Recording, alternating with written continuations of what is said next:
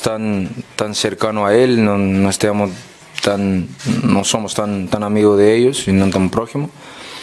Pero bueno, desde aquí pues le mando un caluroso abrazo a los familiares que han tenido esa pérdida. Pero pienso que en el mundo pues, si mueren millares de niños por otros problemas, por hambre, por otras dificultades y quizás pues no tenga tanta repercusión, pero son tan importantes cuanto, ¿no? Ele foi mal interpretado, ele foi deselegante ou foi uma interpretação errada das pessoas? Tudo. Posso falar o que eu acho? Eu acho que ele foi bem. Eu acho que chamar a atenção para falta de... para indiferença das pessoas a mortes de anônimos, chamar a atenção para isso nunca é demais. Eu acho que ele não quis dizer que a morte do Astori não tem importância. O que ele quis dizer é que qualquer morte tem importância. Qualquer morte tem importância. E ele tem toda a razão nisso. Ele tem toda a razão. Eu acho que é um pouco não vou dizer hipocrisia, mas enfim, no mundo isso é histórico, se valorizam algumas pessoas mais do que outras. Então, a morte do Astori, que é obviamente dramática, obviamente trágica, ela é tão trágica quanto a morte de qualquer criança que morre numa nevasca, que morre debaixo da ponte, que morre com uma bala perdida aqui no Rio de Janeiro. Eu acho que ele foi muito bem. Eu não vejo nenhum...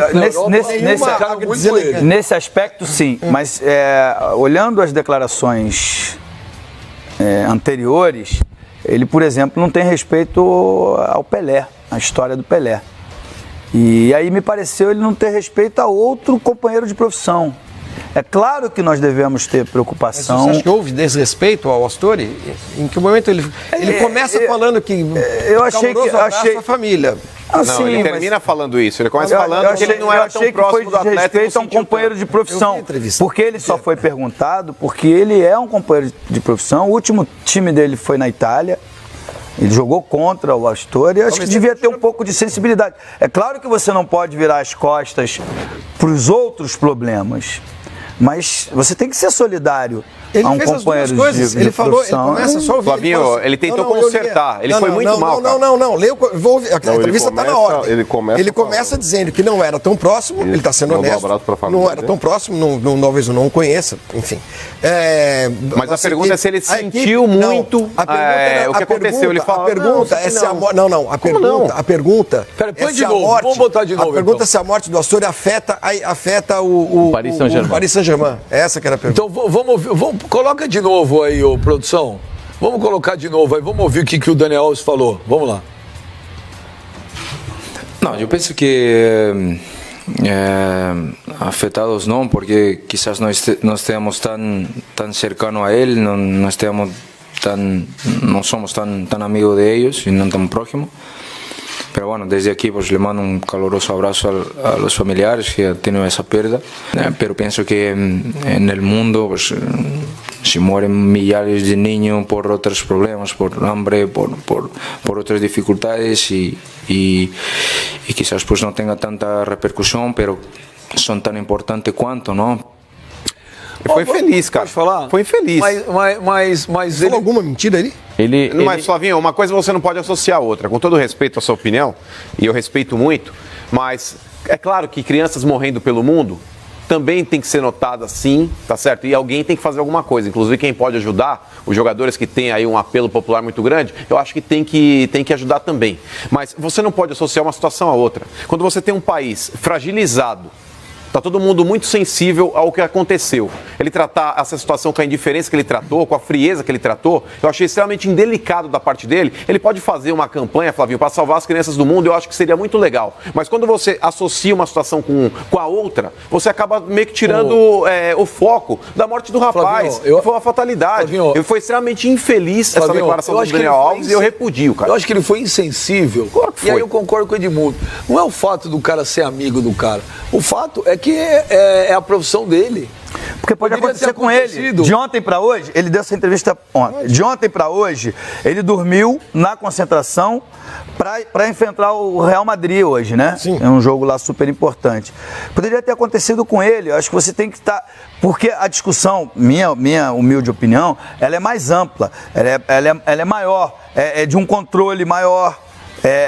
Do atleta passar por inspeções maiores. A gente, na última palavra no domingo, entrevistou o Nabil Goraieb, um cardiologista renomado, e ele disse que é caro fazer os exames e que clubes europeus, ele não citou exatamente qual os clubes, não fazem como se faz no Brasil, porque tem um custo alto. Então eles fazem ali uma coisa prévia, e se der problema, eles gastam a grana maior que é um absurdo, né, Edmundo?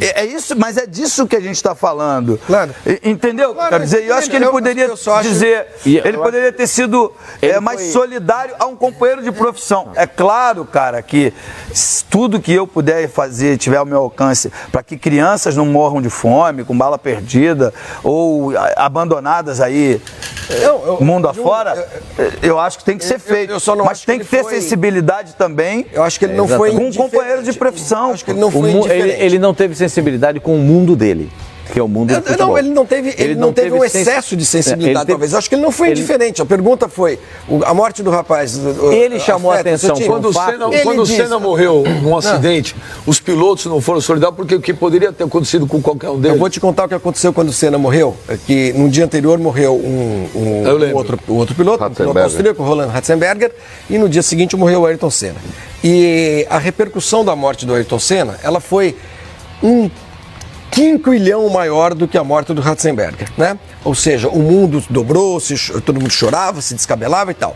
O médico que fez a autópsia nos dois, era um professor de medicina legal lá no Instituto Médico Legal de Bolonha, e quando ele fez no mesmo dia, abriu os dois, não sei o quê, tira um pedaço de órgão, pesa, não sei o quê, e saiu da autópsia com o jaleco ainda sujo de sangue, porque esse médico era um médico bem louco, ele fazia autópsia sem luva, porque ele achava que qualquer bactéria, qualquer coisa que tivesse no corpo que ele tivesse que autopsiar, já estava morto junto com o corpo.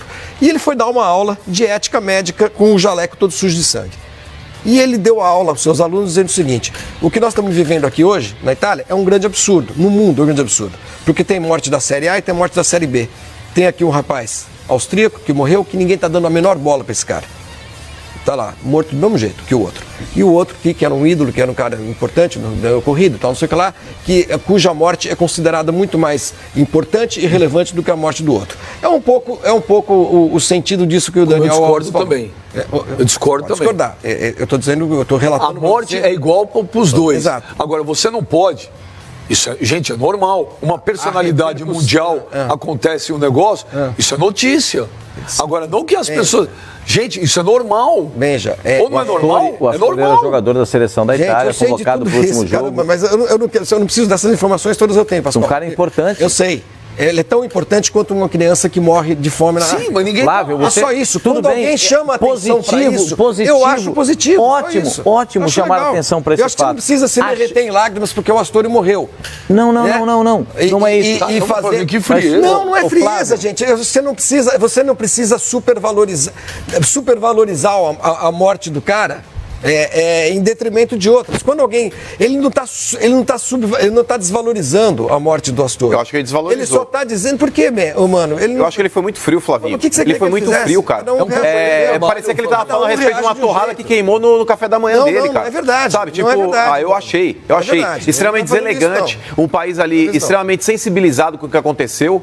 É um cara que, tudo bem, no futebol italiano ele não tenha talvez a relevância do Buffon, mas é uma fatalidade que aconteceu e poderia acontecer com qualquer um, inclusive com o Messi, com o Neymar. Mas isso não, bate na madeira, Deus queira que não. Mas ninguém está dizendo que isso não pode acontecer, só que eu acho que quando o cara chama, de novo, você está usando ele está usando a morte de uma pessoa conhecida, que comove todo mundo, que comove muita gente, morreu na concentração, é comovente, é claro que é triste. O menino do São Caetano que morreu, o Serginho, no campo, pô, é triste pra burro, claro que é. Mas quando ele usa isso para lembrar as pessoas, olha, gente, só uma coisa. É horrível, é trágico, é triste, tá tudo bem. É realmente muito triste. Mas não se esqueçam, quando vocês andarem na rua, ou quando virem uma foto de um menino na África morto, ou de um menino no Rio de Janeiro com uma bala na cabeça, de se comover do mesmo jeito. É isso essa para mim é o sentido do que ele quis dizer, e para mim esse é o sentido. Esse é o sentido do que o médico quis utilizar. Concordo com você, é o lado positivo. Que as pessoas às vezes se comovem demais por alguns, e não se comovem nada pelos outros. Quando o Pelé em 69 fez o 1000º gol e foi falar, precisa cuidar das crianças. Verdade. Todo mundo tira sarro dele até hoje. Na época, não sei como é que era. Eu não tiraria. Eu não tiraria. Olha, minha opinião, eu acho isso muito relevante. O excesso de honestidade, de sinceridade das pessoas, elas são mal interpretadas. Eu gosto muito de um ex-piloto de Fórmula 1, que é o Nelson Piquet. Ele era muito sincero e às vezes isso atrapalhou muito o Nelson Piquet.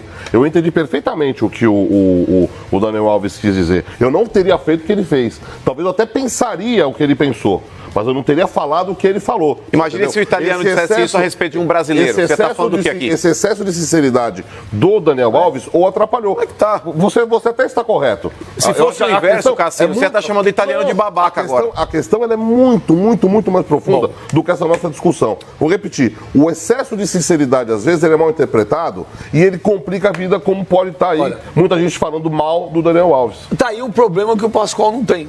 Excesso de sinceridade. Eu sei disso, porque olha aqui, o Júnior Campos fala assim, engraçado, e ele tem razão. Pois não, Júnior. Engraçado, olha aí, Edmundo. Engraçado, o Palmeiras, o Pascoal fala Crefisa pra lá, Crefisa pra cá. Falou de São Paulo, o banco que patrocina o São Paulo.